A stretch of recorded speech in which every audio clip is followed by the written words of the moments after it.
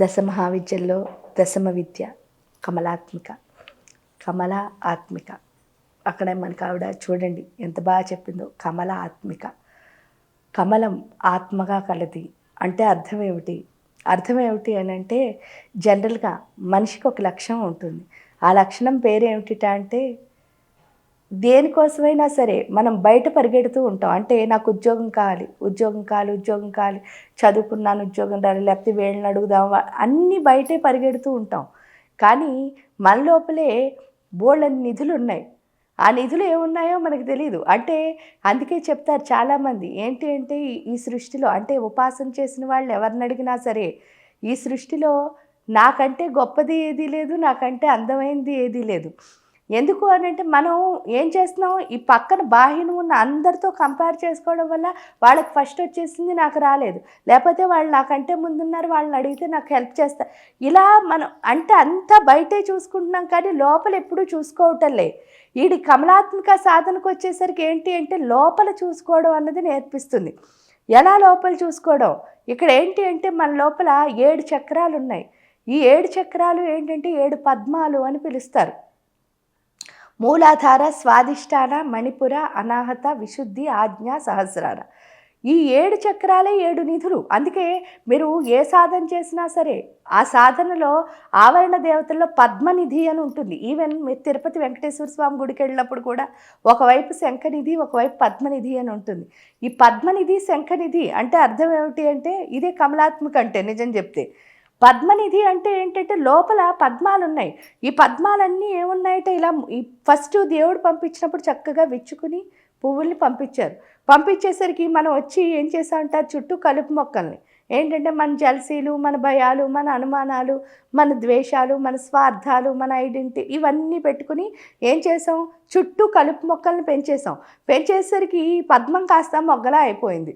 మొగ్గలా అయిపోయేసరికి ఏమైంది అంటే ఇప్పుడు మనలో ఉన్న శక్తుల్నే మనం తెలుసుకోలేక ఏం చేస్తున్నాం అంటే ఊరికే బయట తాపత్రయపడి చివరికి ఆ శక్తిహీనుల కింద మిగిలిపోతున్నాం. శక్తిహీనుల కింద ఉన్నారని ఎలా చెప్తారండి అంటే ఇప్పుడు ఎవరి డాక్టర్ దగ్గరికి వెళ్ళినా ఒకటి డి విటమిన్ డెఫిషియన్సీ అంటే సౌరశక్తి లేదు అని. సౌరశక్తి లేదంటే ఆత్మశక్తి లేదు అని అర్థం. ఆత్మశక్తి లేకుండా ఈ సృష్టిలో ఏ పని సాధించలేం. అందుకే కమల ఆత్మిక అది మీరు ఇంకా చెప్పాలంటే సర్వాంతర్యామి అని పిలుస్తారు. సర్వాంతర్యామి అంటే అర్థం ఏమిటి? అన్నిటి లోపల అంతరంగా ఏదైతే ఉందో, అంతర్గతంగా ఉందో ఆ శక్తే దేవత. అంటే అర్థం ఏమిటి? ఆ దేవతా శక్తిని కనుక లోపల తీస్తే ఈ కలుపు మొక్కలన్నిటినీ కనుక తీసేస్తే, అందుకే లలిత సహస్రంలో కూడా మహాపద్మాటవి వనాంతస్థ అని పిలుస్తారు. అంటే మహాపద్మాలున్న అడవిలో ఉంది. ఇప్పుడు లోపల అడవి అంటే ఏంటి? చుట్టూ కలుపు మొక్కలు ఉన్నాయి. ఆ కలుపు మొక్కలన్నీ తీసేస్తే ఈ వనం ఏమైపోతుంది అంటే కదంబవన వాసిని. అంటే చక్కగా అవన్నీ పువ్వులు ఎప్పుడైతే విచ్చుకున్నాయో ఆ పద్మనిధి అంటే అదనమాట అర్థం. అంటే మొత్తం అన్ని పువ్వులు ఎప్పుడైతే విచ్చుకున్నాయో ఈ సృష్టిలో మనం సాధించలేనిది ఏదీ లేదు. అందుకే కమలాత్మిక సాధన చేస్తే 7 తరాల వరకు అంటారు. 7 తరాల వరకు అంటే ఏంటంటే ఈ 7 చక్రాలు ఎప్పుడైతే మారాయో మనం ఉన్నంతసేపు ఈ భూమి మీద అసలు ఏ లోటు ఉండదు. ఇంకా శంఖనిధి అంటే అర్థం ఏమిటి అంటే శంఖం ఎప్పుడవుతుంది అంటే తీర్థం ఎప్పుడైతే నీళ్లు మామూలు నీళ్ళని చూసినప్పుడు అవి నీళ్ళలా ఉంటాయట, శంఖంలో పోయగానే అవి తీర్థంలా మారుతాయట. అంటే అర్థం ఏమిటి అంటే ఈ అమ్మవారి యొక్క శక్తి ఎప్పుడైతే లోపలికి వస్తుందో ఈ శరీరం కాస్త ఎలా మారిపోతుంది అంటే శంఖంలా మారిపోతుంది. అంటే పవిత్రంగా అవుతుంది. ఆ పవిత్రత అన్నది శరీరానికి రావాలి అంటే లోపలున్న పద్మాలన్నీ ఏమవ్వాలి? చక్కగా ఓపెన్ అవ్వాలి. ఆ ఓపెన్ చేసే ప్రక్రియ ఎవరు చేస్తారు అంటే ఈ కమలాత్మిక. ఆవిడ ఎలా చేస్తుంది అంటే ఆవిడ బీజాక్షరం శ్రీంకారం అంటే ఏంటి అని అంటే మళ్ళీ ఏమన్నా మీరు పిలుస్తారు ఏంటంటే జగత్ ప్రసూతియే నమః అంటే జగత్ ప్రసూతి అంటే అర్థం ఏమిటి? ఈ జగత్తులో ఉన్న ప్రతి ఒక్కళ్ళని పుట్టించిన తల్లి ఆవిడే. అంటే మనందరికీ అమ్మ ఎవరు అంటే ఆవిడ. ఈ అమ్మ ఏం చేస్తారు అంటే శ్రీంకారం. ఇక్కడ శ్రీంకారానికి ఉన్న అర్థం ఏమిటి అంటే శ్రీం అంటే చూడండి శకార, రకార, మకార, ఈకారముల శ్రీంకారం. శా అంటే ఏంటి? శారదాదేవి. ఆ శారదాదేవి మనకేమిస్తుంది అంటే జ్ఞానాన్ని ఇస్తుంది. ఆ జ్ఞానాన్ని ఎలా ఇస్తుంది అని అంటే ఇప్పుడు దేవత వైపు నేను వెళ్ళిపోవాలి, దేవత శక్తి అంతా నాకు వచ్చేయాలి, నేను బోల్డన్ని పనులు చేసేయాలి అని సృష్టిలో ప్రతి ఒక్కళ్ళకి ఉంటుంది. కానీ అందరూ ఈ మాయను తొలగించుకుని దేవత వైపు ఎందుకు వెళ్ళలేకపోతున్నారు అని అంటే, ఫస్ట్ ఆఫ్ ఆల్ ఆ దేవత వైపు మనం వెళ్ళాలి అన్నది మన అర్హత అయితే, నేను తీసుకోవాలి అని అనుకోవాలి కదా దేవత. అలా మనం మారాలి అంటే ఫస్ట్ మన లోపలికి జ్ఞానం రావాలి.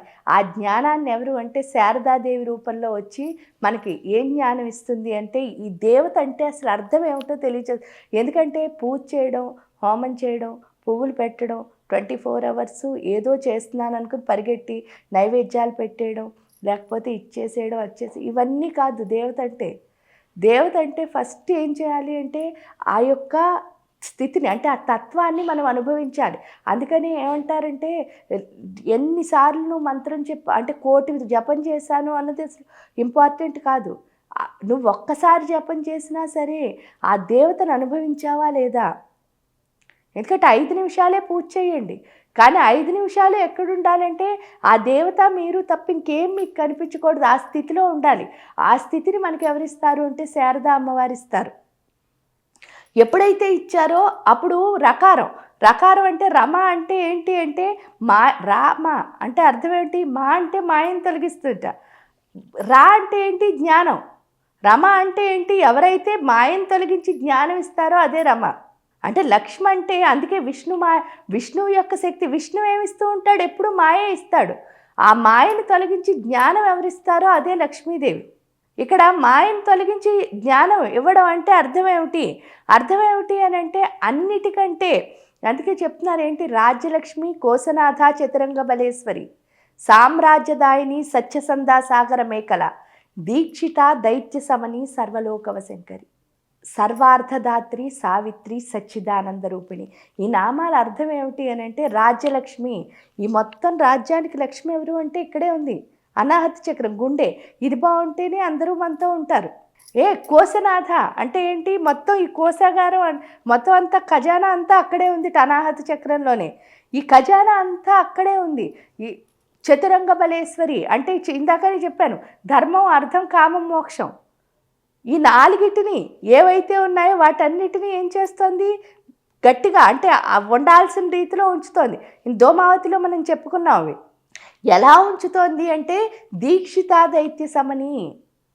ఎవరికైతే కమిట్మెంట్ ఉంటుందో, అందుకే ఏ మంత్రం అండి ఇంపార్టెంట్ అంటారు. ఏ మంత్రమైనా ఇంపార్టెంటే ఈ సృష్టిలో. మీరు పెద్దది చిన్నది మంత్రం కాదు, మీరు ఎంత కమిట్ అయి చేస్తున్నారు, మీకున్న శ్రద్ధ ఎంత అన్నది ఇంపార్టెంట్. ఎందుకంటే ఒకసారి మొదలు పెడితే ప్రతిరోజు చేయాల్సిందే. అందుకే చాలామంది ఏమంటారు, గురువుగారు ఇచ్చారండి మంత్రం, నేను చేయలేకపోయాను, అప్పుడు గురువుగారికి ఏమైనా ప్రాబ్లమ్మా అని. గురువుగారు మంత్రం మీకు ఇచ్చారు, ఆయన ఏం చేశారు? కొంత శక్తిని మీకు ఇచ్చారు. చేస్తే ఏమవుతుంది? ఆ శక్తిని పెంచుకుంటారు. చేయకపోతే అక్కడితోనే ఉండిపోతారు. గురువుకి ఏం ట్రబుల్ లేదు. ట్రబుల్ అంతా ఎవరికే అంటే మనకే. ఏంటంటే చేస్తే మంచిగా అవుతాం, లేకపోతే ఇప్పుడు ఎలాగున్నామో అలాగే అందరితోనూ దెబ్బలాడుకుంటూ హాయిగా ఉన్నాం అనుకుంటూ ఏడుస్తూ ఉంటాం. అదే కనుక చేసామనుకోండి, దీక్షిత దైత్య సమని. దైత్యులు అంటే ఎవరు? మనలో ఉన్న అంతఃశత్రువుడు. ఈ ఏడుపు, లేకపోతే చూడండి నేనేదో అందరి కోసం సాక్రిఫైస్ చేసేస్తున్నానేమో అన్న లక్షణం, లేదనుకో నాలో ఉన్న ఎమోషన్స్, భయం, కోపం, తాపం, ఇవన్నీ ఏవైతే ఉన్నాయో వాళ్ళందరూ పడుకుంటారు ఇక్కడ. అందుకే ఎంతసేపు చేయాలి సాధన, ఎన్ని రోజులు చేయాలి అని అసలు ఎవరిని అడగకూడదు ఎప్పుడు. ఎందుకు అంటే మనం ఉన్నన్ని రోజులు చేయాల్సిందే సాధన. ఎందువల్ల? దైత్య సమని అంది. సమని అంటే వాళ్ళని పడుకోబెడతానంది. నువ్వు చేసినంతసేపు పడుకుని ఉంటారు, నువ్వు మానేసావంటే మళ్ళీ వాళ్ళు ఏం చేస్తారు? చక్కగా లేచి వీరవిహారం చేస్తారు. అలా చేయకూడదు అంటే ప్రతిరోజు సాధన చేయాల్సిందే. ఈరోజు ఆపేశాను, నేను ఇంత గొప్పదాన్ని అయిపోయానని ఉండదు. కాకపోతే ఏంటంటే రోజు చేసేవాడు ఒకరోజు ఆపేసినా ఏం పెద్ద తెలియకపోవచ్చు, ఎందుకంటే ఆల్రెడీ ఎనర్జీ ఉంది కాబట్టి. అదే కనుక ఒక 10 రోజులు ఆపేస్తే మాత్రం తెలుస్తుంది ఖచ్చితంగా. ఏంటి అంటే మనలో ఉన్న దైత్యులు లేచారా లేవలేదా అని. వీళ్ళెవరు అంటే రాక్షసులు అంటే ఎవరో కాదు, ఈ రక్తబీజులు, చండముండులు, ఆకర్షణలు, మోహాలు, తాపాలు, కోపాలు, ప్రేమలు, ఇవన్నీ ఏవైతే ఉన్నాయో ఆ దైత్యులందరినీ ఆపేసేది ఎవరు అంటే ఈ లక్ష్మీ స్వరూపం. ఎప్పుడైతే ఆగిపోయిందో అప్పుడు ఏమవుతుందిట అంటే ఈ గుండె ఎప్పుడూ ఆనందంగా ఉంటుంది. ఎందుకంటే గుండెకి ఆనందంగా లేకుండా ఏ పని చేయలేము. అది ఇచ్చేది ఎవరు అంటే రకారం. మాయ తొలగడం హ్యాపీనెస్ అంటే జ్ఞానం ఇస్తుంది. ఆ జ్ఞానం ఏమిటి అంటే ఎప్పుడూ ఆనందంగా ఉండడం. అయిపోయిన తర్వాత ఇంకా మూడో ఆవిడ మకారం. ఈ మకారం ఏం నేర్పిస్తుంది? మకారం ఏం నేర్పిస్తుంది అంటే ఆవిడ శక్తికూటంలో ఉంటుంది. ఈ శక్తికూటంలో ఉండి మనకు ఫస్టు అన్నిటికంటే భయంకరమైన లక్షణం ఏంటంటే పక్క వాళ్ళతో పోల్చుకునే లక్షణం. ఈ అందరితో పోల్చుకోవడంలో ఎవరిని మిస్ అయిపోతున్నామో తెలియజేస్తుందిట. ఏంటంటే ఊళ్ళో అందరినీ చూస్తున్నావు, చూసి ఎవరిని చూసుకోవట్లేదు అంటే మనం చూసుకోవట్లేదు. అది చెప్పడానికే మనకి రోజు ఏం చెప్తుంది అంటే ఆ మాయను తొలగించడానికి అమ్మ మన ఇంట్లో చిన్నపిల్లల్ని పుట్టిస్తుంది. పుట్టించి ఏం చేస్తుంది అంటే ఈ పిల్లలు చూడండి, మీరు ఏదైనా పనిలో ఉన్నప్పుడు వాళ్ళు వచ్చి ఎప్పుడు మిమ్మల్ని ఏడిపిస్తూ ఉంటారు. మీరు ఏదన్నా ఫోన్లో మాట్లాడుతున్నారు అనుకో, వాళ్ళు వచ్చి డిస్టర్బ్ చేస్తారు. అప్పటి వరకు ఆడుకుంటున్న వాళ్ళు కూడా వచ్చి మనని డిస్టర్బ్ చేస్తారు. చేసినప్పుడు ఏమవుతుంది అని అంటేట చాలామంది తల్లి తండ్రి వాళ్ళ బుజ్జగించి ఒక నిమిషంలో వస్తానని చెప్తారు. కొంతమందికి ఇలా విసిగిస్తే కోపం వచ్చి విసుక్కుంటారట. విసుక్కోగానే ఈ పిల్లలు ఏం చేస్తారు అంటే బొంగమూతి పెట్టుకుని ఒక పక్కకి వెళ్ళి కూర్చుంటారు ఏడ్చుకుంటూ. అలాగే మన మనస్సు కూడా ఏం చేస్తూ ఉంటుందంటే ఎప్పుడు అందరినీ చూస్తూ ఉంటే ఇది అడుగుతుందిట, ఒక్కసారి నన్ను చూడవా అని. చూడవా అని అడిగినప్పుడు మనం ఏం చెప్తా అంటే ఆగు, నేను వీళ్ళందరినీ చూడాలి కదా, హడావిడిగా ఉన్నాను, తర్వాత వచ్చి చూస్తానని చెప్తాంట. ఇలా ప్రతిసారి చెప్పడం వల్ల ఈ మనస్సు ఏంటవుతుంది, ఆ పిల్ల ఎలా అయితే బొంగమూతి పెట్టుకుందో ఇది అలాగే బొంగమూతి పెట్టుకుని ఓ మూల కూర్చుంటుంది. ఎప్పుడైతే కూర్చుందో అందువల్లే మన దగ్గర ఎన్నున్నా సరే ఏదో ఒకటి లేదు అనిపిస్తుంది. ఆ ఒక్కటి లేకపోవడం ఏంటి అంటే మన మీద మనకి అటెన్షన్ లేదు. ఈ సృష్టిలో అన్నిటిపైన అటెన్షన్ ఉంది. దానివల్లే మనం ఎదగట్లేదని ఇక్కడ పార్వతీ అమ్మవారు, అందుకే ఆవిడ మా అంటే అర్థం ఏమిటి? అమ్మ ఏం చెప్తుంది అంటే మనకి నెమ్మదిగా, అంటే కొట్టదు తిట్టదు, చాలా నెమ్మదిగా చెప్తుందిట.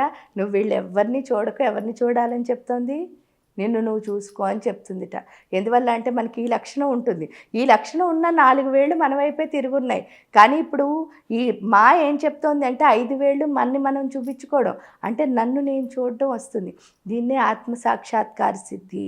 ఎప్పుడైతే ఆత్మసాక్షాత్కార సిద్ధి అన్నది వస్తుందో అక్కడి నుంచి ఏంటి అంటే నా దగ్గర ఎన్నున్నాయో అన్నిటినీ అనుభవించడం వస్తుంది. అప్పటి వరకు అంటే ఎన్నున్నా సరే ఏదో లేదని ఏడవడం వస్తుంది. ఇక్కడికి వచ్చేసరికి ఏమొస్తుంది అంటే ఎన్నున్నా ఏదో లేదని బాధపడడం కాదు, నా దగ్గర అన్నీ ఉన్నాయి, ఉన్న ప్రతి ఒక్కదాన్ని ఎంత బాగా ఉపయోగించుకోవాలో తెలుస్తుంది ఈ మూడో అమ్మ వల్ల. అప్పుడు మా అయిపోయింది. ఇంకా ఈ కారం ఏమిటి అంటే ఎప్పుడు నా గురించి, ఇప్పుడు నా జ్ఞానం నేను పెంచుకున్నాను, నన్ను నేను ప్రశాంతంగా ఉంచుకున్నాను, రాక్షసులను చంపేసి మూడో చోటుకు వచ్చేసరికి నన్ను నేను చూసుకుంటున్నాను, అన్నీ నా గురించేనా, ఇంకేది లేదా ఈ సృష్టిలో గొప్పది అని అనుకున్నప్పుడు ఇక్కడ ఒక సత్యం ఉందిట. ఆ సత్యం ఏమిటి అని అంటే నేను అన్నది ఎవరితో కలవడం? ప్రకృతితో కలవడం. ఇక్కడ ఆత్మను ఎప్పుడైతే చూసానో అప్పుడు అర్థమయ్యేది ఏంటి అంటే ఆత్మభవుడు ఎవరు అంటే శివుడు అని తెలుస్తుందిట. అంటే నా ఆత్మ ఎవరి స్వరూపం అంటే రుద్రుడి యొక్క స్వరూపము. అంటే అందుకే అందరిలో ఉన్న ఆత్మ. వాళ్ళు ఏం చెప్పారు? ఈశాన సర్వ విద్యానాం ఈశ్వర సర్వభూతానాం బ్రహ్మాధిపతిర్ బ్రహ్మా శివోమే అస్తు సదాశివం. ఈశ్వరుడు ఎక్కడున్నాడు అంటే అన్ని చోట్ల ఉన్నాడు. ఎలా ఉన్నాడు అంటే నా లోపల ఏ విధంగా అయితే ఆత్మరూపంలో ఉన్నాడో అలాగే ఈ సృష్టిలో కనిపించే ప్రతి దానిలను, చెట్టు, జంతువు, పక్షి, మనిషి, స్త్రీ, పురుషుడు ఎవరైనా సరే వాళ్ళ ఆత్మ ఎవరి స్వరూపం అంటే శివుడి స్వరూపం. నేను ఇక్కడికి ఎందుకు వచ్చాను అంటే ప్రకృతితో కలవడానికి వచ్చాను. ఎప్పుడైతే, ఎందుకంటే శివుడు లోపల ఉండిపోయాడు, ప్రకృతి బయట ఉండిపోయింది. ఈ రెండు కలిస్తేనే కదా నిజమేమిటో అర్థమవుతుంది. అందుకని ఈ లోపల ఉన్న శివుడిని ఆ ప్రకృతిని ఎవరైతే కలుపుతారో అదే కమలాత్మిక యొక్క శక్తి. దీన్నే వసుదైక కుటుంబం అని అంటారు. ఇది మొత్తం ఏమిటి అంటే ప్రకృతి మొత్తాన్ని మనతో ఎప్పుడైతే కలిపిందో ఇంకా మన దగ్గర ఉన్నంత బలం ఇంకెవరి దగ్గర ఉండదు. ఎందువల్ల అంటే అందుకే ఈవిడ వస్తే స్థిరంగా ఉండిపోతుంది. ఎందుకు? జ్ఞానం అన్నది ఎప్పుడు స్థిరము. కాబట్టి ఆ స్థిరమైన జ్ఞానాన్ని ఎవరైతే మనకు ప్రసాదిస్తారో ఆవిడే Kamalatmika. Please subscribe to the channel and download the Politicos app from the links in the description.